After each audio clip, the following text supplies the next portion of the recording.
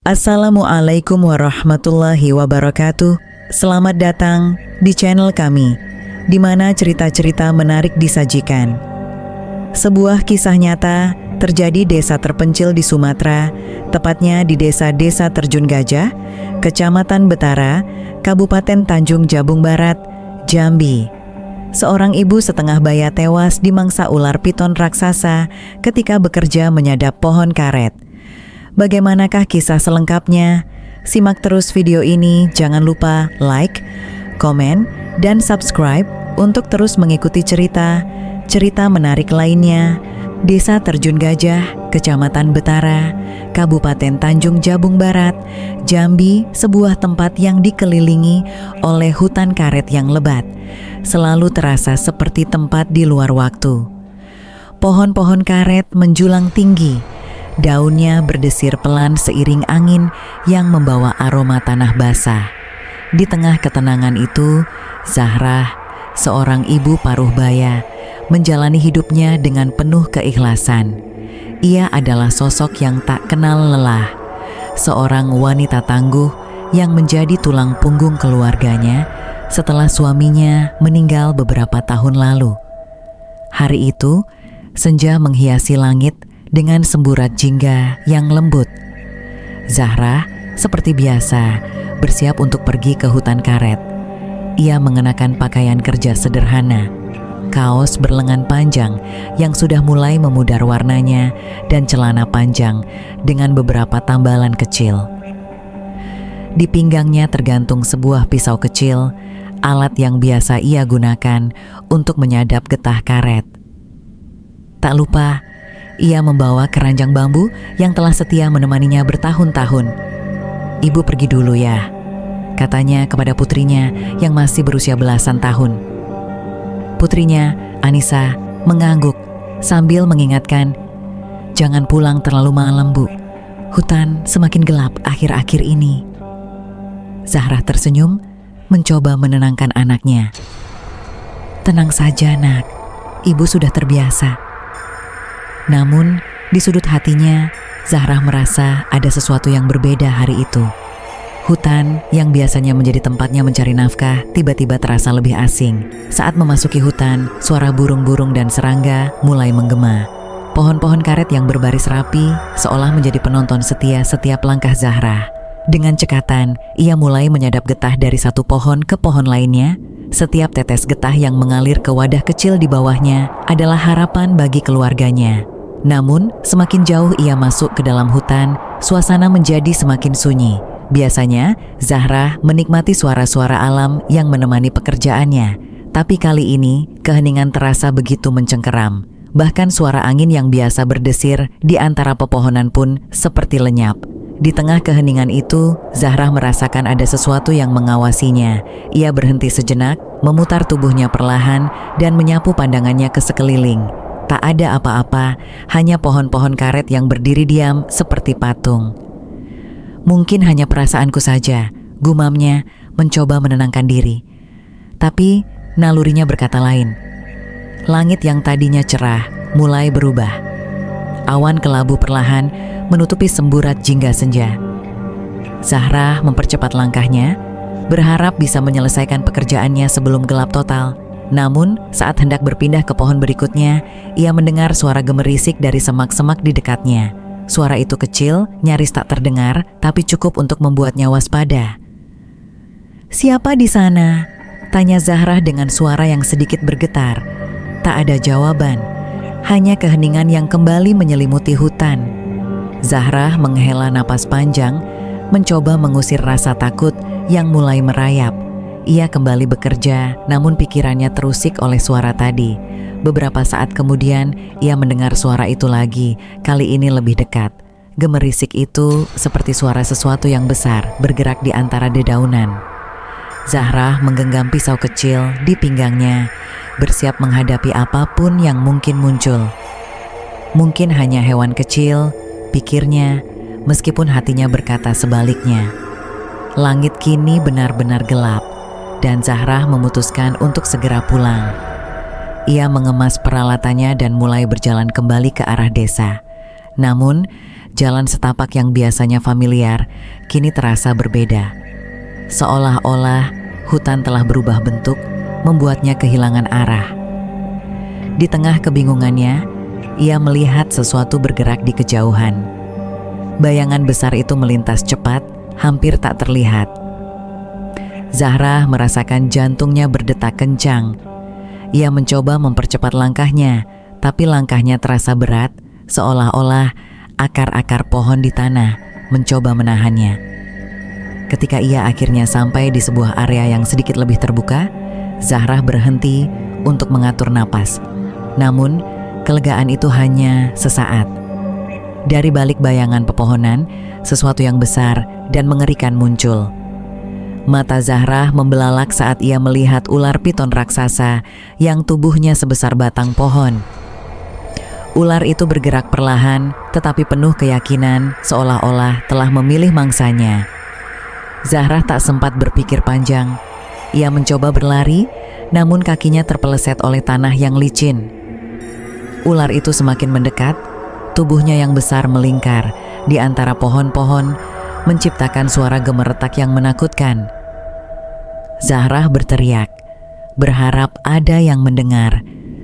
Tapi suara itu tenggelam di tengah keheningan malam. Malam itu, suasana di desa Terjun Gajah berubah menjadi mencekam. Zahra yang biasanya pulang sebelum gelap, belum juga kembali. Kekhawatiran memenuhi hati Anissa, putri Zahra yang masih remaja. Ia duduk gelisah di beranda rumah, menatap jalan setapak yang gelap yang menuju ke hutan karet. Ibu biasanya tidak pernah terlambat seperti ini, pikir Anissa dengan cemas. Ketika malam semakin larut dan tak ada tanda-tanda kepulangan Zahra, Anissa akhirnya memutuskan untuk meminta bantuan warga desa. "Pak Imam, ibu saya belum pulang dari hutan," katanya dengan suara gemetar saat menemui kepala desa, seorang pria tua yang dihormati di desa itu. Imam mengangguk penuh perhatian. "Kita harus segera mencarinya," jawabnya tegas. Dalam waktu singkat, beberapa warga berkumpul di halaman rumah Zahra. Mereka membawa lampu minyak dan senjata seadanya, seperti parang dan kayu panjang. Imam memimpin pencarian, sementara Anissa tetap tinggal di desa bersama tetangga yang menenangkannya. Jalan setapak yang biasa dilalui Zahra terasa berbeda di malam hari. Suara burung malam dan serangga mengiringi langkah mereka, tetapi ada keheningan lain yang membuat suasana terasa berat. Mereka berjalan perlahan, memanggil-manggil nama Zahra. "Zahra! Zahra!" Namun, hanya gema suara mereka yang kembali. Tak lama kemudian, salah satu warga menemukan sesuatu di tanah. "Ini sandal Zahra," katanya sambil mengangkat sepasang sandal yang kotor oleh lumpur. Beberapa meter dari sana, mereka juga menemukan keranjang bambu yang biasa digunakan Zahra untuk mengumpulkan getah karet. Keranjang itu tergeletak miring di dekat akar pohon besar, seolah-olah jatuh tergesa-gesa. "Ada apa sebenarnya?" tanya seorang warga dengan nada khawatir. Imam mengarahkan lampu minyak ke tanah, mencari petunjuk lain. Matanya membelalak ketika melihat jejak besar di lumpur. Jejak itu seperti bekas sesuatu yang berat telah menyeret diri melewati tanah basah. "Lihat ini," ujar Imam dengan suara rendah menunjuk jejak itu. Semua warga berkumpul, wajah mereka tegang. Jejak itu terlalu besar untuk ukuran manusia atau hewan kecil yang biasa mereka temui. Seseorang berbisik, "Ini pasti ular besar." Bisikan itu langsung membuat suasana semakin mencekam. Imam mencoba menenangkan kelompoknya. "Kita harus tetap tenang. Mungkin Zahra masih di sekitar sini. Kita ikuti jejak ini." Meski demikian, rasa takut mulai menyelimuti mereka. Dalam diam, beberapa warga mulai mengingat cerita-cerita lama tentang hutan itu. "Dulu, ada yang bilang pernah melihat ular sebesar batang pohon di sini," gumam salah satu warga. "Itu hanya mitos," jawab yang lain, meski nada suaranya tidak terdengar yakin. Legenda tentang ular piton raksasa memang sudah lama menjadi bagian dari cerita rakyat desa Terjun Gajah. Konon, ular itu adalah penjaga hutan dan kemunculannya selalu membawa pertanda buruk. Langkah mereka semakin perlahan. Jejak besar itu membawa mereka masuk lebih dalam ke hutan, ke daerah yang jarang mereka datangi bahkan di siang hari. Pohon-pohon karet di sana lebih besar dan lebih rapat, menciptakan bayangan gelap di bawah sinar bulan yang samar. Suara malam terasa lebih sunyi, seolah-olah hutan sedang menahan napas. Tiba-tiba, salah satu warga berhenti. "Ada sesuatu di sana," bisiknya sambil menunjuk ke depan. Semua mata tertuju ke arah yang ditunjuknya. Di kejauhan, di balik bayangan pohon, mereka melihat sesuatu yang besar bergerak pelan. Bayangan itu terlalu besar untuk ukuran manusia atau hewan biasa. Mereka semua membeku di tempat, tak ada yang berani mendekat. "Apa itu?" tanya seseorang dengan suara bergetar. Imam mengangkat lampu minyaknya lebih tinggi, mencoba melihat lebih jelas. Namun, bayangan itu tiba-tiba menghilang di antara pepohonan. "Kita harus hati-hati. Jangan berpencar," kata Imam, suaranya tegas, meski jelas ada ketegangan dalam nada bicaranya. Mereka melanjutkan langkah dengan hati-hati, namun rasa takut semakin menguasai kelompok itu. Di tengah ketegangan itu, seorang warga yang berjalan di belakang berteriak, "Saya melihatnya lagi! Itu ular besar!" Semua orang berbalik, tetapi bayangan itu kembali menghilang.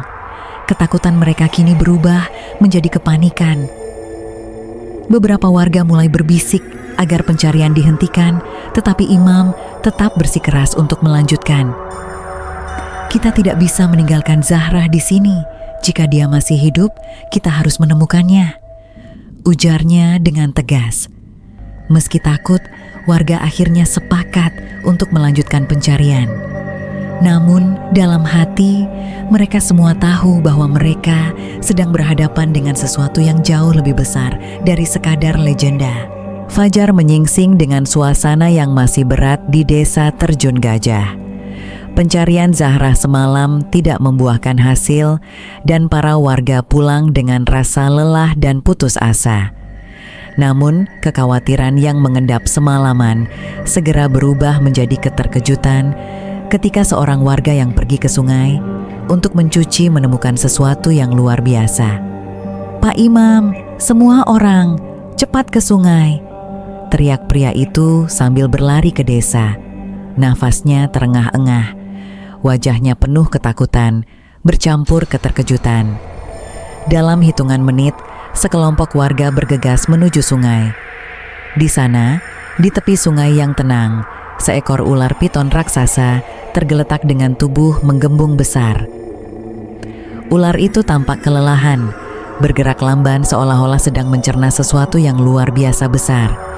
"Astaga, ular ini sangat besar," gumam salah satu warga dengan suara bergetar. Panjang ular itu melebihi tubuh dua orang dewasa dan lingkar tubuhnya di bagian tengah begitu besar hingga sulit dipercaya. Perutnya tampak seperti gendang besar yang menonjol, memunculkan bayangan yang mengerikan tentang apa yang ada di dalamnya. Pak Imam, yang baru tiba bersama beberapa warga lainnya, segera mengambil alih situasi. "Kita harus menangkap ular ini, jangan biarkan dia pergi," katanya tegas. Meski ketakutan melanda, warga desa tahu mereka tidak punya pilihan. Jika ular ini benar-benar telah memakan Zahrah, mereka harus mengetahui kebenarannya. Dengan hati-hati, mereka mulai menyusun rencana. Beberapa pria mengambil tali kuat yang biasa digunakan untuk menarik kayu, sementara yang lain membawa parang dan kayu panjang. "Kita harus bekerja sama, jangan mendekat sendirian. Pastikan kepala ular itu tidak bisa bergerak," kata Pak Imam memberikan arahan. Pertarungan itu berlangsung menegangkan. Warga mengepung ular dengan hati-hati, mencoba mengikat bagian tubuhnya yang besar. Ular itu, meski bergerak lamban, masih berusaha melawan dengan sisa tenaganya. Kepala ular berayun dengan kecepatan mengejutkan, mencoba menyerang siapa saja yang terlalu dekat. salah satu pria hampir tergigit, tetapi berhasil menghindar dengan melompat ke belakang. "Tarik talinya lebih kencang!" teriak seorang warga saat mereka akhirnya berhasil mengikat kepala ular. Setelah perjuangan panjang, ular itu akhirnya tidak bisa bergerak. Tubuhnya yang besar terkulai di tanah, hanya gerakan kecil yang tersisa di ujung ekornya. Warga berdiri di sekitar ular itu, napas mereka terengah-engah dan wajah mereka dipenuhi keringat. Namun, suasana segera berubah menjadi mencekam ketika salah satu warga berkata, "Kita harus membelah perutnya." Semua orang terdiam. Pikiran tentang apa yang mungkin ada di dalam perut ular itu membuat mereka ragu untuk melanjutkan. Tetapi Pak Imam dengan keberanian yang luar biasa mengambil parang dari salah satu pria dan berkata, "Ini harus kita lakukan." Dengan hati-hati, mereka mulai membelah perut ular yang menggembung. Bau busuk segera menyebar, membuat beberapa warga mundur sambil menutup hidung mereka. Perlahan, isi perut ular mulai terlihat. Di dalamnya, tubuh Zahrah ditemukan dalam utuh, namun tulang-tulangnya patah. Warga yang melihat pemandangan itu langsung berteriak ngeri. Beberapa wanita yang ikut menyaksikan menangis histeris, sementara yang lain hanya bisa berdiri mematung dengan wajah pucat. "Inna lillahi wa inna ilaihi raji'un," bisik Pak Imam, matanya berkaca-kaca. Zahrah, yang selama ini mereka cari, ditemukan dalam keadaan yang tidak pernah mereka bayangkan. Tubuhnya masih mengenakan pakaian kerjanya, namun kondisinya menunjukkan betapa mengerikan akhir hidupnya. Berita penemuan Zahrah menyebar cepat ke seluruh desa. Suasana desa yang sebelumnya penuh harapan kini berubah menjadi lautan duka. Keluarga Zahrah, terutama putrinya, Anissa, sulit menerima kenyataan ini. Anissa menangis tanpa henti di pelukan tetangganya, sementara keluarga lainnya mencoba menenangkan diri. Ibu Zahrah adalah wanita yang kuat. Kita harus mengenangnya dengan doa, kata seorang tetua desa saat prosesi pemakaman dimulai. Seluruh warga desa hadir untuk memberikan penghormatan terakhir. Wajah mereka dipenuhi kesedihan, tetapi juga ketakutan yang mendalam. Kejadian ini bukan hanya kehilangan bagi keluarga Zahrah, tetapi juga pengingat akan ancaman yang mengintai di hutan tempat mereka bergantung. Setelah pemakaman, suasana desa tetap mencekam. Warga mulai merenungkan hubungan mereka dengan hutan. "Apakah kita sudah terlalu jauh masuk ke wilayah mereka?" tanya seorang warga pada suatu malam. "Mungkin ini peringatan bagi kita semua," jawab yang lain.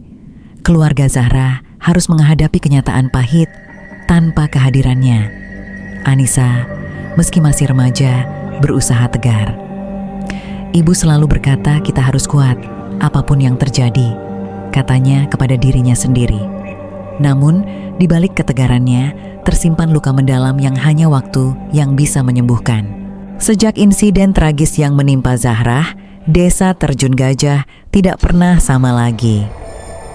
Suasana desa yang dulunya penuh tawa dan obrolan ringan, kini lebih banyak dipenuhi keheningan.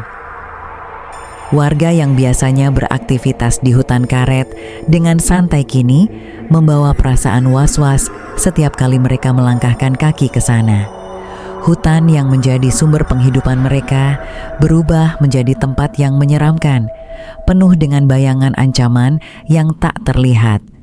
Anissa, putri Zahrah, masih mencoba menata hidupnya kembali. Setiap pagi, dia duduk di beranda rumah sambil memandangi jalan kecil menuju hutan, seolah-olah berharap ibunya akan kembali berjalan di sana dengan senyumnya yang hangat. Namun, yang tersisa hanyalah kenangan.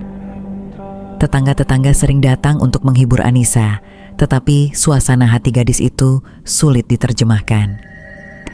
Dia kini menjadi simbol bagi warga desa akan trauma yang mereka semua rasakan. "Kita tidak bisa terus hidup dalam ketakutan seperti ini," kata Pak Imam suatu sore di balai desa. para tokoh masyarakat dan kepala keluarga berkumpul untuk membahas apa yang harus dilakukan. Hutan karet adalah sumber kehidupan kita. Kalau kita takut untuk bekerja di sana, bagaimana kita akan bertahan? Tanyanya, mencoba menyemangati warga. Namun, rasa takut tidak mudah dihapus. Banyak warga mulai membawa senjata tajam saat pergi ke hutan. Parang, tombak, bahkan alat-alat sederhana seperti tongkat panjang kini menjadi teman setia mereka saat bekerja di kebun. Beberapa orang bahkan memilih berhenti sementara dari menyadap karet, berharap ancaman itu akan berlalu dengan sendirinya. "Aku tidak berani ke sana lagi, Bu," ujar seorang pria muda kepada ibunya di depan rumah mereka. "Aku selalu merasa ada yang mengintai di balik pepohonan itu." Ibunya hanya mengangguk pelan. Dia tidak bisa menyalahkan anaknya. Siapa yang bisa melupakan apa yang terjadi pada Zahra? Sementara itu, kepala desa mencoba mencari solusi yang lebih konkret.